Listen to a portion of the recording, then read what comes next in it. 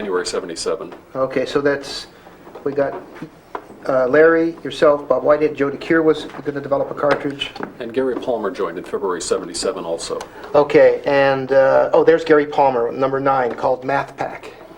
Okay, so we had nine cartridges outlined to be at least the initial release, which the first was Combat, then Anti-Aircraft, that Larry Kaplan, Air Sea Battle, Space, or whatever the product name was, Race Car, that this man named Ed Riddle developed, which had this driving controller that allowed a 360-degree rotation, a special controller. Video Olympics, which used potentiometers rather than this interrupter controller. Wheels, which was a driving game looking from the top down. Blockade, which is surround, that Al developed. Gambling, which was blackjack. Casino, no. Casino. What? No, it wasn't Dave Crane. Slot machine. No, Bob Whitehead did Casino. Oh, that's right. It was Casino when it was sold through Sears. That's right. And it was Blackjack as sold Blackjack. through Atari, I believe. That's Right, there were two different Right. labels. Right. And then this Math Pack that Gary Palmer. What The we did basic is, thing was Larry didn't want us playing games. He wanted us working. But we said, well, working is playing games. So we used to play each other's games. I would always play Air Sea Battle, and I would always play Surround. And Larry would come and say, what are you guys doing? Stop playing games and get back and work in your game. We said, well, that's how we're doing it. And so it was a constant battle of we had to prove that the game was getting better by us playing it so that we would be allowed to play games, because that was our job. yeah, And Larry, unfortunately, had to manage us, and he had to meet these goals or get in schedules. You know, Surround had to be done by July 1st. We promised it. And but yet it had to be good. The only way it could be good is if you played it. remembering that first stainless steel box, I took it home, and I think I had some prom version of the Combat cartridge, and the neighbors came over. Oh, yeah. Like March or April of 77, I don't know, sometime. And it was like magic. I mean, it was color, you know, and there was a prototype. The joystick, I think, was not these plastic. Something was happening, and we were, that weekend, playing around with the tanks and the planes, and it was quite an experience then. You guys started this thing in the late part of 75, right? And by the late part of 77, it was in production. It would have been shipping sooner had it not been for the Magnavox lawsuit. We had an agreement, this bizarre deal, mistake that Magnavox made, where we agreed to settle a suit, and they had rights to own any product that we shipped from 1 year after they were signing, right. which was signed just before the CES in Chicago. And I'll assume I'll give you credit for having the wisdom to sign it before the show, because we knew that we could show anything we wanted at the 77 CES, but anything we showed before then would be their property, arguably. So it was the only product we kept quiet about. That was the only time we ever did. And it wound up making the 77 CES even that more exciting, because nobody expected it. And we basically showed the industry at that show, and I think we were all there at that show, we had changed the industry. It's December 77 to make the $250,000. We had to go work in assembly line. Right. You know, the last week in 2 weeks in December, we were all there. Everybody I in the was company. coding. That's Yeah. right. You were There were coding. a couple of us who were just finishing a game. That's right. I finished. It made a lot more sense to do that than to actually go down and assemble. I stopped working on the Colleen design to go Atari work. was doing all of its assembly here in Silicon Valley in Santa Clara County and became the largest employer, exceeding Lockheed, which had been the biggest employer for a decade at least. Want lunch? Yeah. This is too much.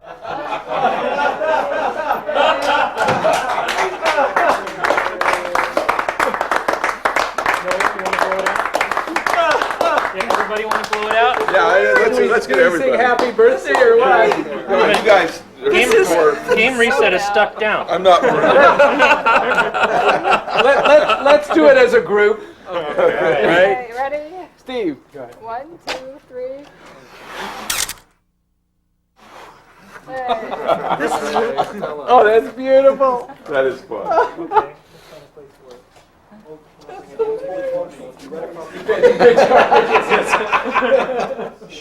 Okay. Should we do a cake cutting ceremony here? Okay. I'm gonna cuss- Whack at.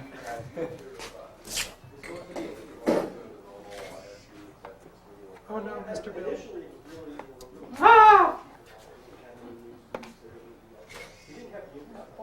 And when you're done, it'll still play. Haven't got a circuit board yet. Right. Okay. Right. We We haven't yet done the There we drawing go. where we show that the actual circuit board is about this big. And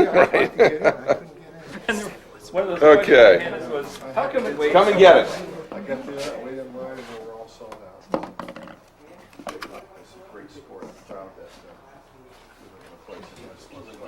Did you work at Atari 25 years ago? Did you? Yeah. You don't look old enough. Fraction. I'm in between things right now.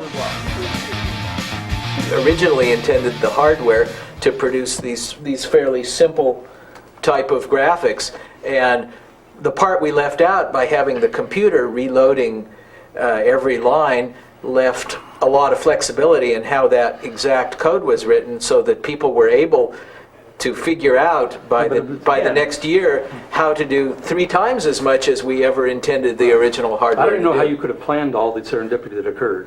Couldn't. I mean, it was to the clock level. It was to the megahertz. The fact that you could reload the player register and it exactly fit, that you could reload it exactly to get chess players. That was pure luck. Yeah. Absolutely. You could never have planned that. And It was total luck. arguably, you couldn't have done that on the Bally because No. it was so over-designed. That's right. They only could do what they planned to do. That's right. Fortunately, this was such a minimal, clean design that there were a lot of things like that. It's really a minimalist design. I mean, look at that. That's really nicely done.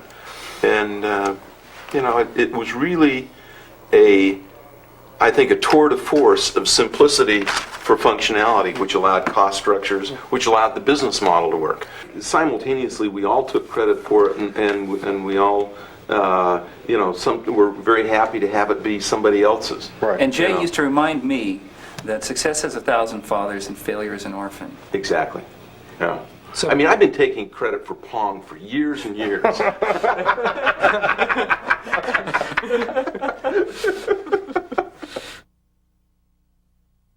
You were given no instructions. You just said, go make up a game. Dennis was my boss. Well, no, Dennis showed me a list. He Did said, he? here we have a list of games, and pinball was toward the top, and I said, okay, I'll give this a run. So That's when we actually started having game ideas and Right, signing games, right. which was like a radical concept. Right. at the Well, the time. creative Yeah, side, it was. right, yeah, they actually started those, which led to a strange place. Yeah, too. I remember actually at the beginning, people didn't even we didn't have list of game ideas or anything like that. It was just literally whatever, if Rob came to me and he said, I got an idea. He said, well, that sounds pretty good. You go ahead and do it, Rob, and don't bother us until you come back and, give us the final product. Well, you get feedback by asking for it, but there was no official review. There was basically, it was peer review. Right. No, that's true. It was all peer review, and the interesting thing was the way we had it set up. The lab was set up in a way that there were benches. They don't do this anymore. The beauty of a bench system is if Bob's working on a game and it sucks, we all know it immediately, and because no one's playing it. And they're and- free to share that. Yes. And no one's shy. No one is shy about saying that. So there's self-modulating feedback, and I've noticed lately in the game business, these small offices, there's not a group playing the evolving work, and this whole idea of the bench is a great.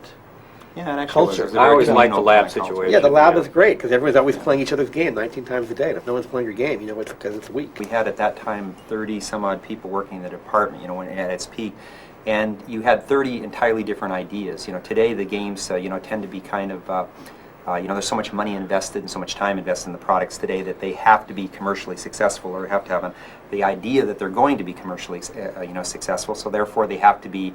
They can't be too far out, too weird. But back in those days, they could be anything that a person thought. I mean, I'm trying to remember some of them. The basic Exploding tic-tac-toe. exploding tic-tac-toe. Basic Maze compiler on the craze. maze Well, craze. the There were- basic abstract games, all the great abstract games came from that time. Yeah. Pac-Man, Breakout. I mean, they were just completely abstract. They were not modeling reality. They were just Not a lot of complete- backstory. It was just a weird. What's Breakout? Just this weird thing. A programmer's time was considered really cheap, and so they basically, when a programmer came to Atari, we handed him a pad of quadrille paper, did his own graphics, handed him a pencil and paper to do his own code. It was every man for himself.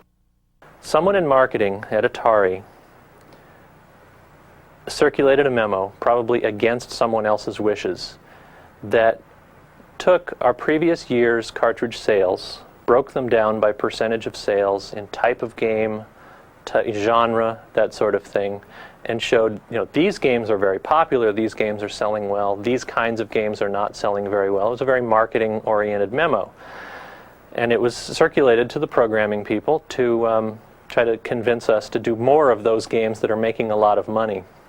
We found out that of the entire previous year's sales, these are rough figures, the four of us accounted for 60% of those sales. And at the time, there were almost 30 programmers, I think.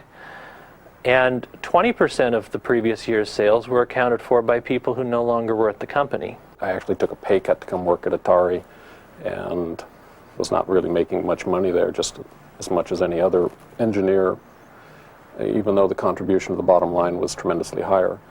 That was $100 million worth of sales that we were responsible for 60% of in a single year.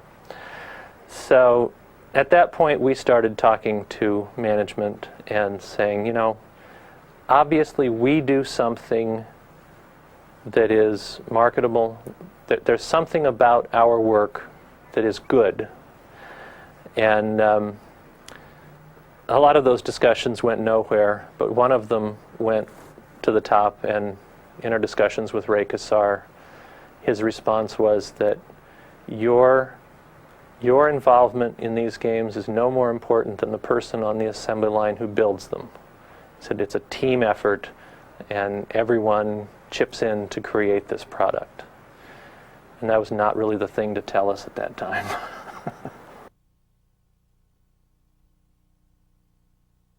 I believe that so many of us shared vision because we'd sort of come up through and seen the same things. I mean, we were probably as close to a group of people with a Vulcan mind meld as you could have. And so what that leads to is very clear communication because we come from the same framework. I found now that I will put together a group of engineers or a group of software people, and we will start critiquing things. And what I think I have communicated a day and a half or a week later is totally misconstrued because, you know, or something. And so, and I'm not saying that it was a problem of their listening or a problem of mine. I think there was just a lack of shared experiences so that the perceptions and the nuances of what was going on were totally different. And so I think there was tremendous efficiency in those days just because of that shared structure. Yeah. I was so disappointed when you left Atari because the new guys that came in after you just didn't get it in so many respects. And really, I thought that Atari lost its soul when you left. Well, thank you. I think that I've often thought in retrospect that if I had been a little, if I'd have taken a vacation, I was really tired because it was this situation where I always had sort of this angst that you guys were having all the fun. We weren't. Because you remembered being an engineer. And I still love to be that, and yet at the same time, you get pushed into all this other junk. Atari was growing, it was profitable, but it had no money. And so I felt like I sweat every payroll for all of the 4 years that I was there. And you know, there is, and I feel that the reason to sell was one that I really was afraid that in the big rough and tumble world of the consumer marketplace, that you needed deep pockets.